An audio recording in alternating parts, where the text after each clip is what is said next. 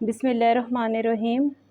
پیاری بہنوں اور بھائیوں، آپ سب کو چینل یسرب کے بارے میں خوش آمدید۔ آپ سب سے گزارش ہے کہ ایک بار صدقے دل سے درود ابراہیمی پڑھ لیں، کیونکہ جو انسان ایک بار درود ابراہیمی پڑھتا ہے، اللہ پاک حدیث میں آتا ہے اس پر 10 مرتبہ اپنی رحمتیں نازل فرماتا ہے، اس کے 10 درجات بلند کیے جاتے ہیں۔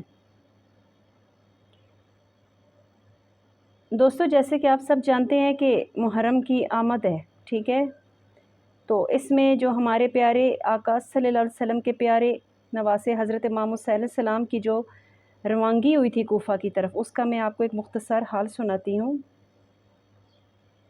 یعنی کہ ان کے سفر کی کیا وجہ تھی، وہ کیوں کربلا کی طرف روانہ ہوئے تھے۔ 15 رجب سن 60 ہجری کو معاویہ کی موت کے بعد لوگوں نے یزید کی بیعت لیے گی، جو لوگوں سے یعنی کہ یزید کی بیعت لی گئی تھی۔ یزید نے برسر اقتدار آنے کے بعد ان چیدہ افراد سے بیعت لینے کا فیصلہ کیا جنہوں نے معاویہ کے زمانے میں یزید کی بیعت کرنے سے انکار کر دیا تھا۔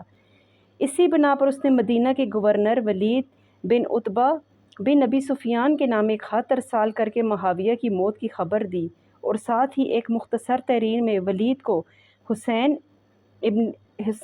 بن علی، عبد الرحمن بن ابو بکر، عبداللہ بن عمر اور عبداللہ بن زبیر سے زبردستی بیعت لینے اور نہ ماننے کی صورت میں ان کا سر قلم کرنے کی ہدایت کی۔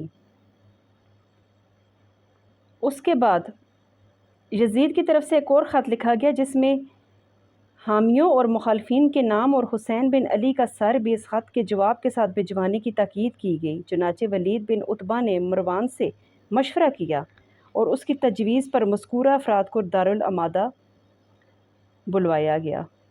امام اپنے 30 عزیز و اقارب کے ہمراہ دارالامارہ پہنچے۔ ولید نے ابتداء میں معاویہ کی موت کی خبر سنائی اور پھر یزید کا خط پڑھ کر سنایا جس میں اس نے حسین سے اپنے لیے بیعت لینے کی تاکید کی تھی۔ اس موقع پر امام حسین علیہ السلام نے ولید سے کہا کہ کیا تم اس بات پر راضی ہو کہ میں رات کی تاریکی میں یزید کی بیعت کروں؟ میرا خیال ہے کہ تمہارا مقصد یہ ہے کہ میں لوگوں کے سامنے یزید کی بیعت کروں۔ ولید نے کہا میری رائے بھی یہی ہے۔ امام نے فرمایا بس کل تک مجھے مہلت دو تاکہ میں اپنی رائے کا اعلان کروں۔ اس کے بعد امام حسین علیہ السلام نے حاکم مدینہ نے دوسرے روز عصر کے وقت اپنے افراد کو امام کے یہاں بھجوایا تاکہ آپ سے جواب وصول کرے۔ تاہم امام نے ایک اور رات کی مہلت مانگی جسے ولید نے قبول کیا اور امام کو مہلت دی۔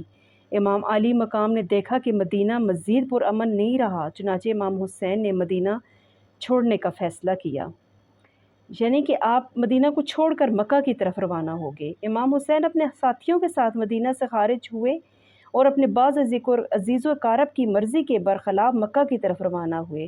مدینہ سے مکہ کے سفر کے دوران آپ نے درج ذیل منازل کو عبور کیا: ذوالحلیفہ، ملل، سیالہ، ارک ذبیحہ، زوہا، عنایہ، عرج، لہر جمل، سکیہ، ابواء، رابغ، جحفہ، قدید، حلیس، عصفان اور مرز الزہران۔